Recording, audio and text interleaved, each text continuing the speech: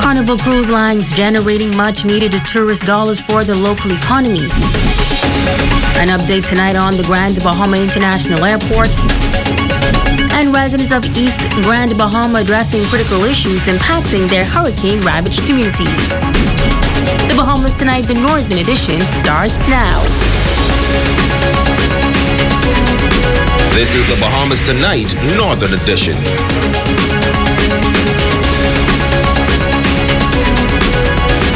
This is the Bahamas Tonight, the Northern Edition. Good evening, all. I'm Megan Shepard. Thank you so much for tuning in. Some good news tonight for the economy of Grand Bahama. Although the island is still trying to recover from one of the worst hurricanes in the nation's history, one company is expressing confidence in this northern island. Carnival Cruise Lines returned to the island last week, and tonight the Vice President of Nautical and Port Operations shares the company's efforts to date and why they will remain committed to Grand Bahama. Italia Hall has our top story. The first Carnival cruise ship returned to Grand Bahama on October 24th, just 6 weeks after the passage of Hurricane Dorian. That cruise ship brought hundreds of passengers. Senior Vice President for Nautical and Port Operations at Carnival Cruise Lines, Terry Thornton, says that voyage was a success. Had several calls since that time.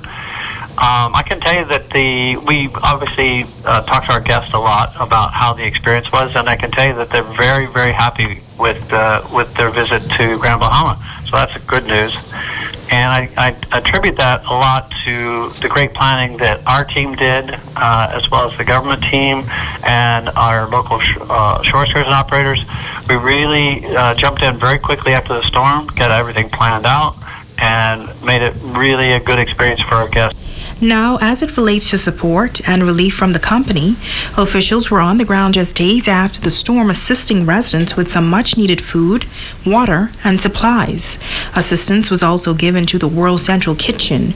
$2 million was also donated for relief efforts.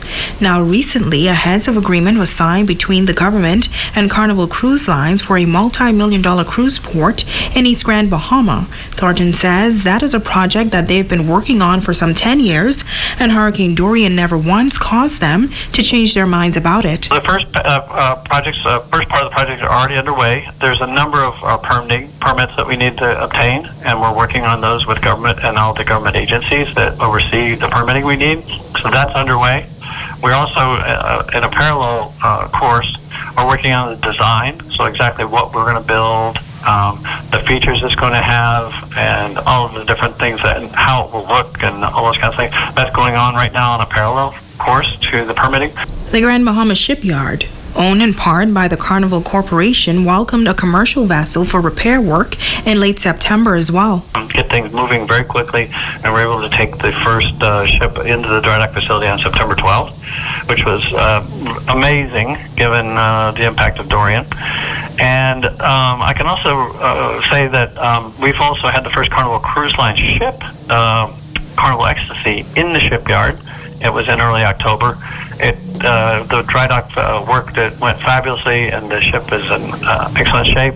He says Carnival is committed to Grand Bahama, and supporting the island is not new for the company. As a matter of fact, just in 2019, from the time we started to go back in October to the end of 19, we're going to bring 100,000 Carnival guests to Grand Bahama. And for the year, even though we had a very short period where we couldn't visit, I think it was about 4.5 weeks, we're going to bring over 400,000 Carnival Cruise Line guests to Freeport. That level of commitment has been in place for a number of years, so this is not new. The Vice President says it is important to get the ships coming back to Grand Bahama in order to get the tourism product up and running. He says that the destination offers a lot for their guests and believes that the island will bounce back quickly. Italia Hall, ZNS Network News. And now to the airport. That facility was severely damaged by Hurricane Dorian. A short time after the storm, the airport was able to welcome domestic and international relief flights. But scheduled flights from the international market have yet to return. Tonight, the Deputy Prime Minister says its reopening is critical to the overall economy. Here is Jamila Mizik. The Grand Bahamas International Airport remains closed since the passing of Hurricane Dorian, and some argue that the reopening of the island's only major airport is taking longer than expected. Now, Deputy Prime Minister and Minister of Finance K. Peter Turnquest admits it is a process and there are some challenges, but they're working to get the airport up and running. It is taking a bit long, but of course you would see in the devastation there. It is a challenge. The airport has plans for a temporary structure that will be TSA approved so that we can accept international flights. And I think the date is the 15th of November that they expect that to happen. And that'll be the start. However, the DPM says there is still a lot of work to be done for the permanent structure. As we work out what's the long-term solution with respect to how this airport should look, whether the existing terminal ought to be refurbished or demolished and a new structure built with the now frequent flooding and storm surge in mind. So there's a lot of work to be done, a lot of engineering work to be done, a lot of spec work, visionary work that needs to be done for that permanent structure. But in the meantime, we should have a temporary terminal facility by hopefully the 15th of November. Now, Hutchinson officials say the airport will be ready to receive its first international flight by mid-November. Jamila Mizik, ZNS Network News. East Grand Bahama is the area hardest hit by Hurricane Dorian last month. Last night, representatives from the various government agencies came together to address issues confronting the East End communities. Our Ramiko Knowles was there. I have to go now. Scores of residents from East Grand Bahama gathering at St. Jude's Anglican Church for the District Council meeting post-Hurricane Dorian. A massive cleanup effort has been taking place since the storm, but some are worried that the debris in the east will not be removed, as contractors are overlooking any debris not placed at the front of the yard.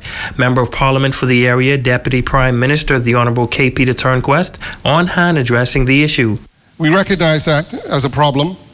We are seeing what we can do with respect to it, but I will not want to make any promises that I can't keep. There are some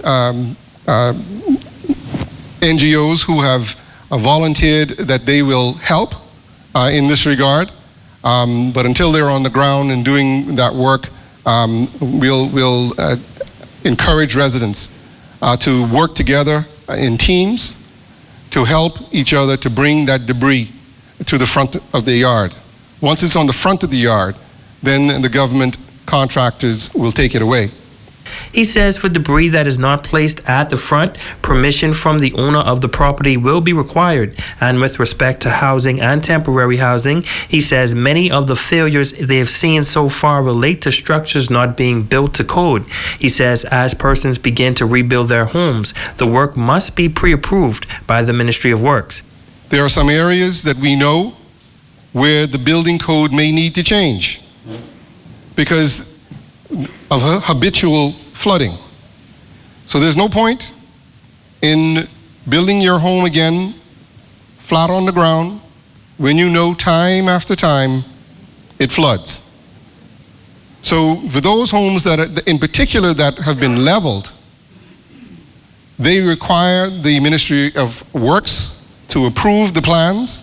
In addition, the Deputy Prime Minister says the Ministry of Works has proposed several designs for 2- and 3-bedroom homes at an affordable cost. They recognize that most people, having lost everything, do not have a lot of money to spend, and so they try to make it as economical as possible, but still comfortable, safe, and secure.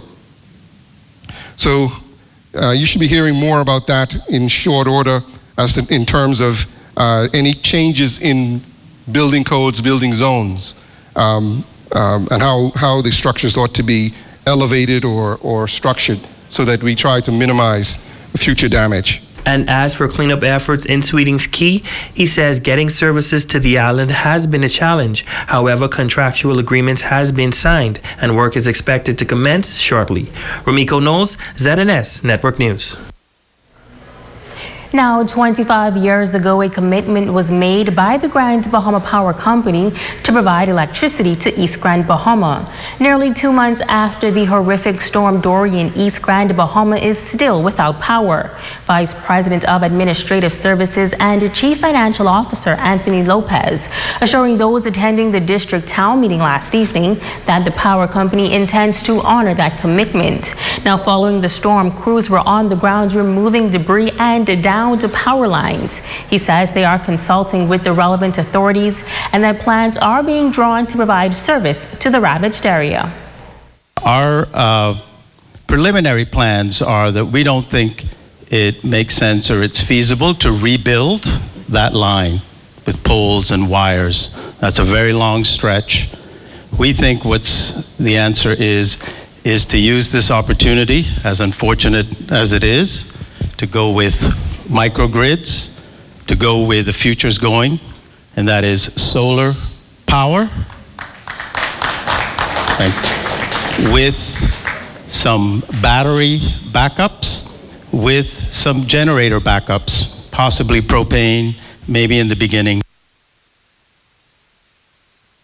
In addition, Lopez says that once the resettlement plan is understood and protocols are met with respect to inspections, they can begin providing power to homes as they are built.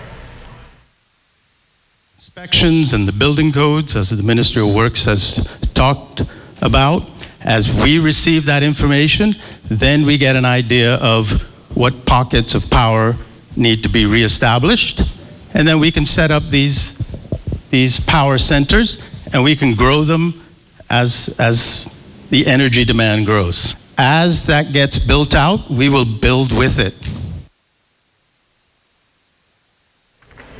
And tonight we continue to pay tribute to a pioneer in broadcasting, the late Kelsey Johnson. In this report, a former colleague reflects on his relationship with the outstanding broadcaster and says the late broadcaster was a good example for others in the field. Italia Hall has more. Return to Grand.